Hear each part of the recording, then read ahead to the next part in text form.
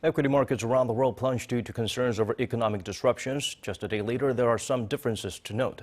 Rae-hyun helps us look beyond the figures.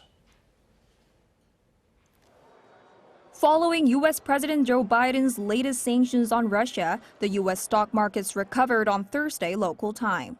The sharp turnaround on Wall Street following a series of tough sanctions by the U.S., EU, and other countries provided some relief to nervous investors. The Dow Jones closed at around 33,000, up nearly 0.3%, with the S&P 500 rising 1.5% and Nasdaq jumping 3.3%. Meanwhile, on Friday, Korea's benchmark KOSPI recovered from hitting its lowest point of the month the previous day by rising over 1%, closing at around 2,670 level. In a parliamentary meeting on Friday, South Korea's trade ministry said there will be limited impact. But still, there are some concerns surrounding South Korea's businesses in Russia.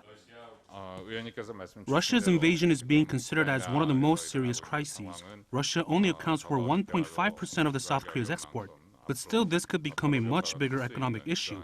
So it's necessary to prepare for damage that will be felt by local exporters amid trade sanctions with Russia. Taxes on fuel prices will also be monitored by the trade ministry.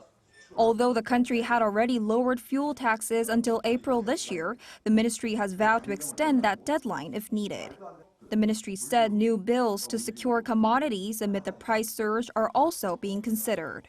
He added there is a 3-month stockpile of materials needed to produce semiconductors. There was another emergency meeting held today to discuss the fallout from the Russia-Ukraine crisis in terms of what kind of damage it could do to South Korea's economy. In the meeting, the ministry also pledged government support for exporters and importers of around $1.6 billion if needed. To prevent a disruption of energy supplies, the government's going to secure more oil and other commodities and import extra supplies from Australia and South America. The government also promised to set up a hotline for South Korean companies in Russia. Rae-hyun, Arirang News.